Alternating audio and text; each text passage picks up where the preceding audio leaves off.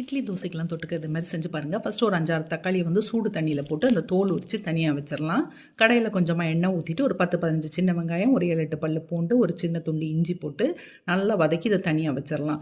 இப்போ அதே எண்ணெயில் கொஞ்சமாக பெருஞ்சீரகம், பட்டை, கிராம்பு, ஏலக்காய், ஒரு அரை மூடி தேங்காய் துருவல், 1 டேபிள் ஸ்பூன் வந்து பொட்டுக்கடலை இதையும் போட்டு லைட்டாக வதக்கிட்டு அடுப்பை ஆஃப் ஆக்கிட்டு இதையும் ஆற வச்சிடலாம்.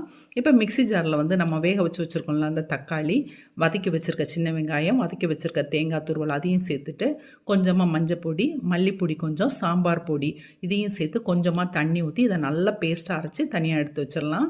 இப்போ கடாயில் கொஞ்சமாக எண்ணெய் ஊற்றிட்டு எண்ணெய் சூடானோடனே கடுகு போட்டு நல்லா பொரிய வச்சுட்டு கொஞ்சோண்டு கருவேப்பிலை, பெரிய வெங்காயம் நீளமாக வெட்டினது, 2 பச்சை மிளகாய் நீளமாக வெட்டினது இதெல்லாம் போட்டு நல்லா வதக்கிடலாம். இது வதங்கி வர டைமில் நம்ம அரைச்சி வச்சுருக்கலாம் அந்த பேஸ்ட்டு, தேவையான அளவு தண்ணி, ரொம்ப நிறைய தண்ணி ஊற்றிடாதீங்க, உப்பையும் போட்டு சிம்மில் வச்சு ஒரு 10 நிமிஷம் கொதிக்க விட்டு கொத்தமல்லி இலை தூவி இறக்கிற வேண்டியது தான். ரொம்ப டேஸ்ட்டாக இருக்கும். சாதத்துக்கும் ஊற்றி